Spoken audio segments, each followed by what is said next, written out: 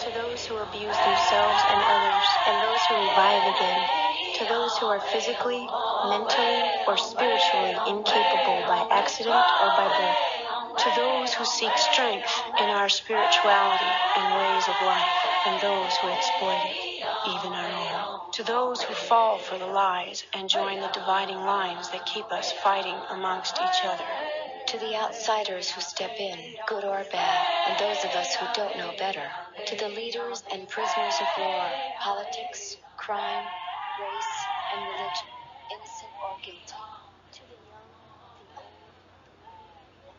old. Okay, let's get started. This is the inaugural scripture study for the Indigenous. So we needed to clarify that because the title is Indigenous Scripture Study, but we are not studying Indigenous scripture. So this is study for Indigenous people. And so when I say Indigenous people, I mean Indigenous people of Africa, the Americas, Asia, Australia, Europe, and the islands. For additional clarification, I want to point out that sometimes we will be focusing on issues that are specific to American Indians. However, the conversation includes everyone, and it would be helpful if individuals from different parts of the world would contribute to the conversation so that we have a better understanding, because sometimes we have these silos and we are talking to each other, but we are not talking to each other. So we are not having comprehensive conversations that might facilitate a broader understanding of what is going on. And so again, there will often be a focus on American Indian concerns, but the overall conversation is a global Indigenous conversation. So let's get started. We're going to start off from the Apocrypha. Okay, anything could be our starting point, but we're going to start with the Apocrypha for a number of reasons. So we're not going directly into the standard Bible. We're going to be focusing on a discrete issue in what's known as Second Esdras. One of the reasons we are starting with the Apocrypha is that you've probably noticed that a number of individuals are increasingly pushing narratives from the Apocrypha, and very specifically from Second Esdras. Second Esdras is deep, okay? So there's a lot going on with Second Esdras, and we've started touching on it, but we're going to go a little bit more deep with these discussions. And so right now we're going to be looking at the Apocrypha, Second Esdras, and we're going to deconstruct one aspect of it. Again, if you have some additional insights that you want to share or some questions that you want to pose to the entire group, feel free to do so. To start off, let's just consider what Second Esdras is all about. In other words, what is the Apocrypha all about in many instances?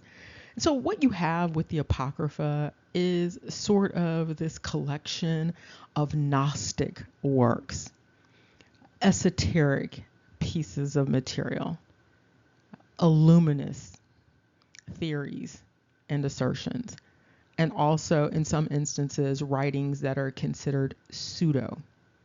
And so if you are unclear about those 4 constructs or those 5 constructs, please take some time to look them up so that you have a better understanding of what we are talking about when we are talking about apocalyptic, okay, or Gnostic, esoteric, illuminous, and pseudo, because that's what we have in terms of the Apocrypha. So that serves as a foundation for where we are going with this conversation. That's what we are looking at, these types of materials.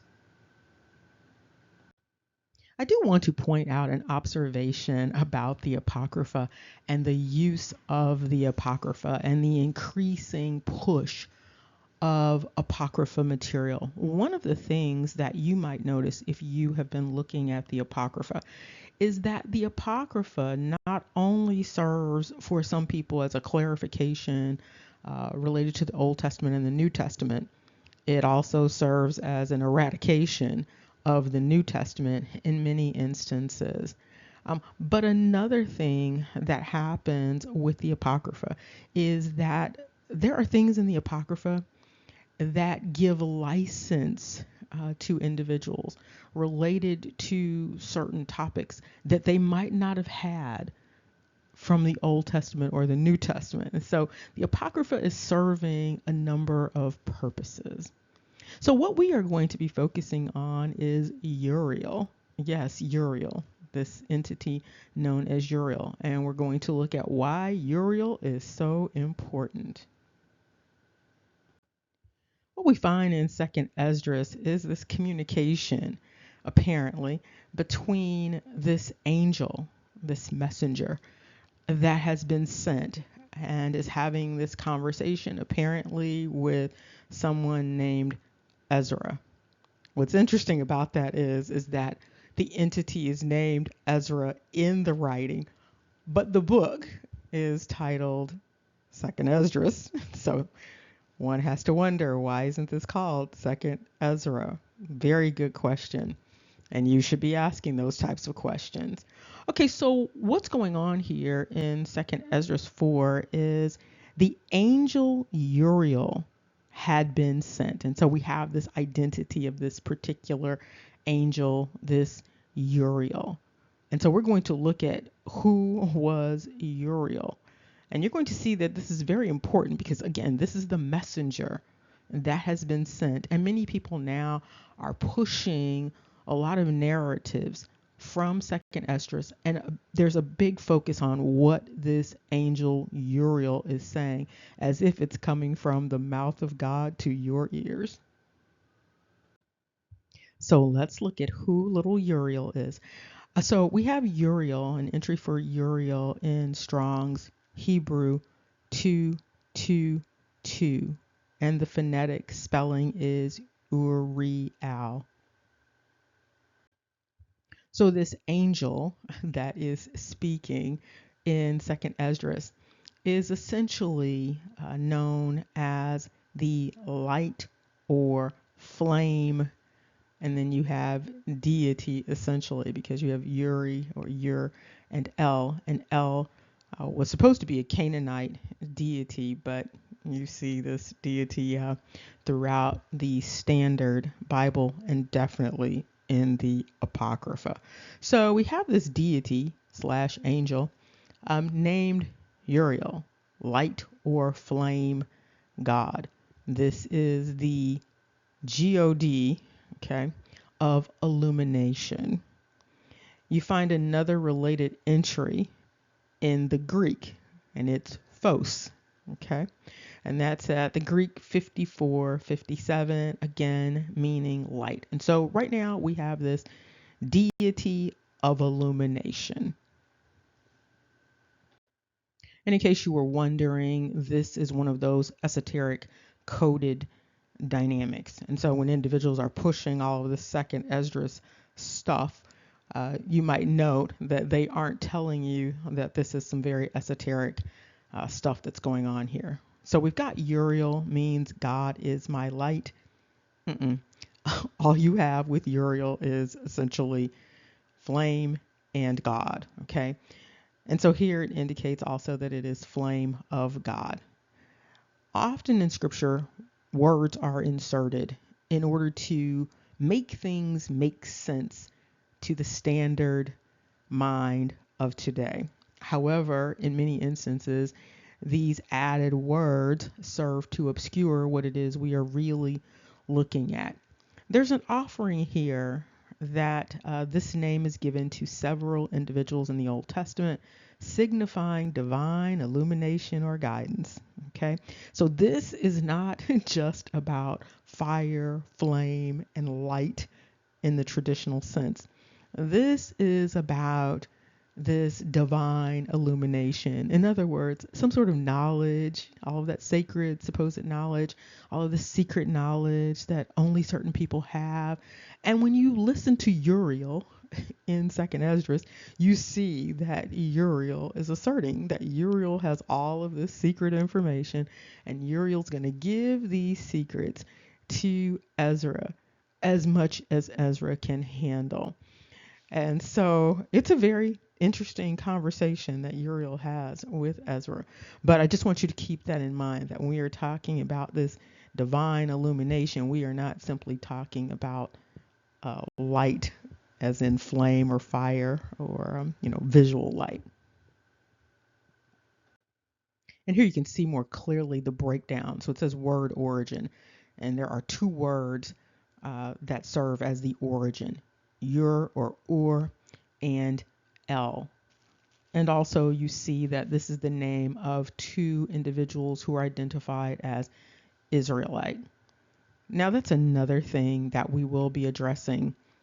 There are conflations and confusions with a few names. Three names wherein there is confusion and all of this interchange. The name Israel, or the word Israel, and all sorts of derivatives, by the way. The name Judah, and all sorts of derivatives of Judah, and then Jacob. And so we've talked about this a little bit before, and we will get into it a little bit more, but sometimes there is conflation and there is confusion about who is being discussed. And here you have additional information about this Uriel.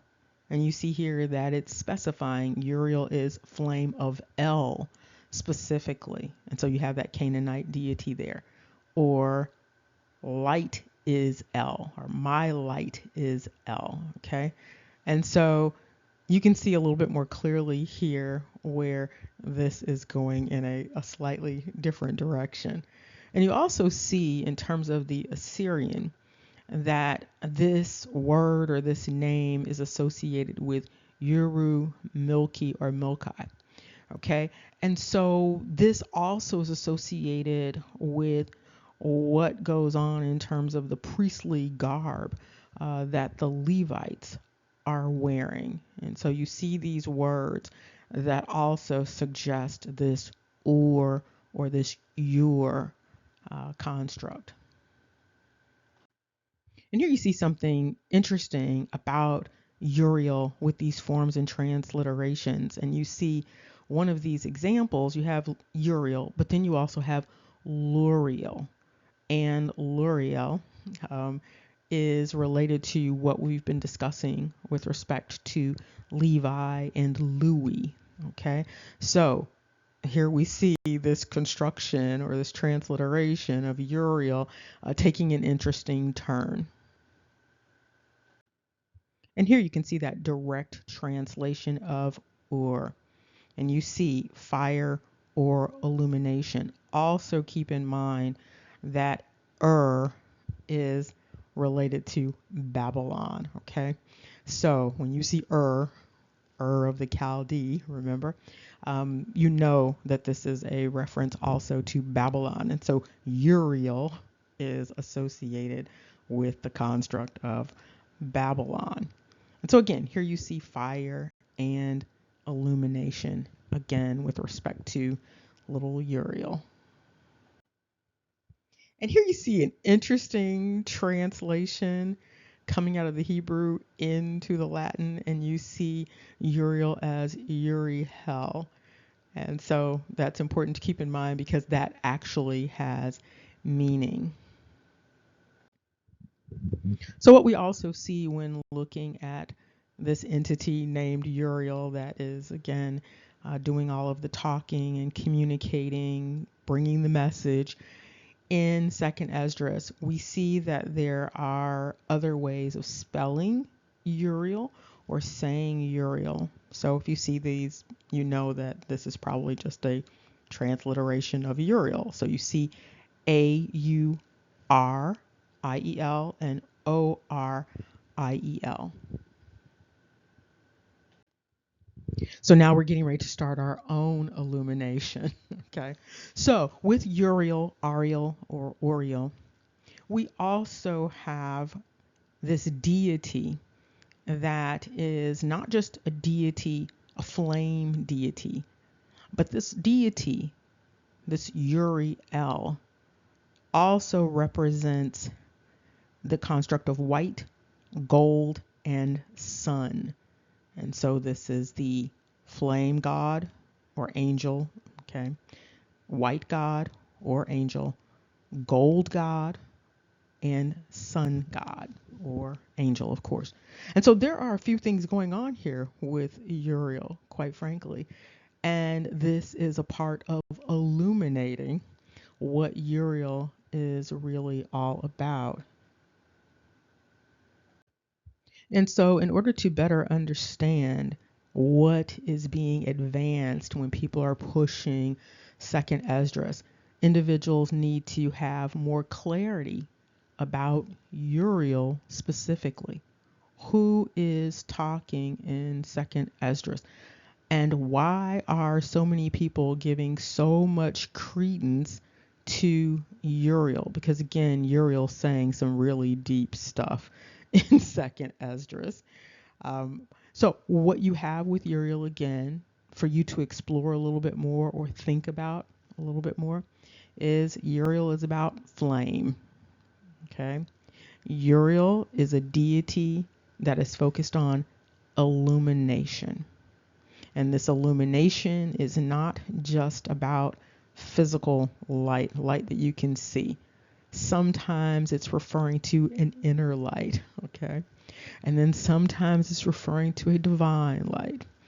And then the enlightenment of your mind, okay? So there are a number of things or constructs that go along with this Uriel entity.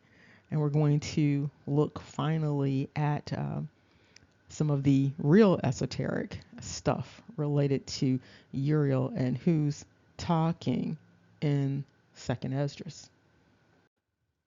So when you consider the totality of this construct of Uriel, you should have some additional takeaways about the identity of Uriel.